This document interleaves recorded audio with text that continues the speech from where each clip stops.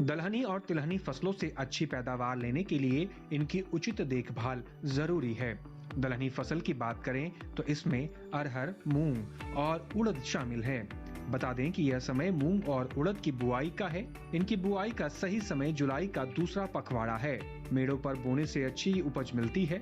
भूमि का चयन करते समय ध्यान रखें कि खेत ऊंचा और समतल हो, साथ ही उसमें जल निकासी की अच्छी व्यवस्था हो। दलहनी फसलों में उपयोग की दृष्टि से जैव उर्वरकों में राइजोबियम, जीवाणु, फास्फोरस को घुलनशील बनाने वाले सूक्ष्म जीव पीजीपीआर और वर्मी कंपोस्ट का ज्यादा महत्व है।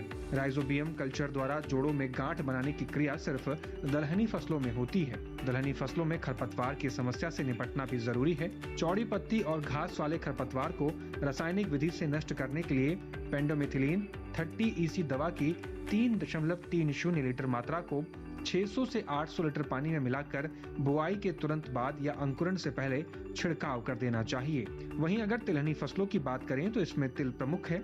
तिल की बुआई के 15 से 20 दिन बाद पौधों की छटाई करते समय पौधे से पौधे की दूरी 10 से 15 सेंटीमीटर रखें। पहली निराई गुड़ाई फसल बोने के 15 से 20 दिनों के अंदर करनी चाहिए। अगर खरपतवार ज्यादा हो तो बुआई के 35 से 40 दिनों के अंदर दूसरी निराई गुड़ाई करें। वहीं मूंगफली की फसल को खरपतवार मुक्त रखें। इसके लिए कम से कम 2 बार निराई गुड़ाई करें। पहली निराई गुड़ाई 20 से 25 दिन और दूसरी 40 से 45 दिनों पर की जानी चाहिए।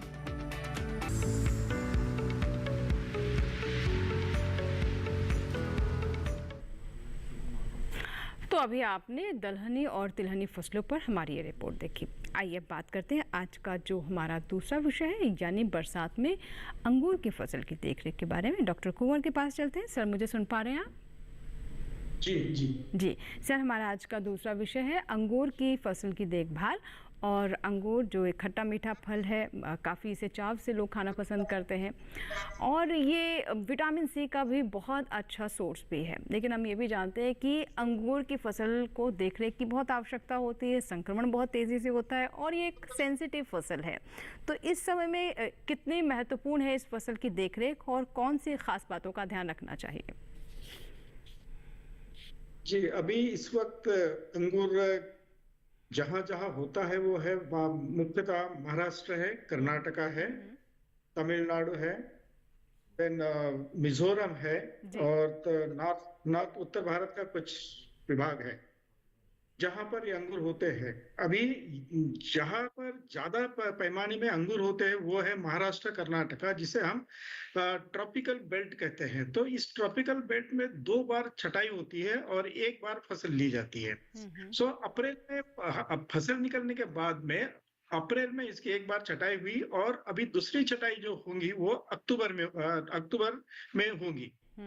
और अभी जो समय है, अभी जो स्टेज है वो है वेजिटेटिव ग्रोथ बोलते हैं, शाखीय बाढ़ जो बोलते हैं, शाखा है उसकी बढ़ती है, उसकी टहनियां मजबूत होती है जिसमें फलधारणा तय होती है।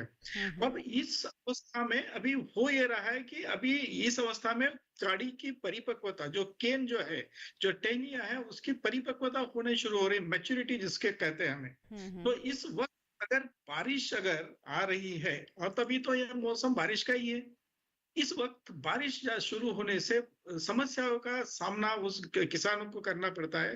वो है कि वातावरण में नमी तैयार हो जाती है, ह्यूमिडिटी ज्यादा बिल्डअप हो जाती है, तापमान उसका कम हो जाता है और तापमान कम होने से, ह्यूमिडिटी बढ़ने से फिर रोग का वहां पर एक संक्रमण हो जाता है। उसमें रोग जो है अभी डाउनी मिल्ड्यू कहते हैं हम उसको, एक डाउनी मिल्ड्यू है, फंगल डिसीजेस है, देन एंथ्रैक्नोज है।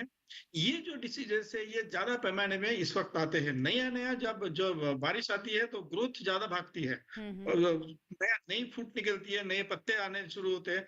जैसे जैसे नए पत्ते आते हैं वैसे वैसे उसके ऊपर भैया ह्यूमिडिटी के कारण या और बारिश के कारण रोग जो है, उनके जो बीजाणु जो है रोग के, वो बीजाणु और एक्टिवेट हो जाते हैं।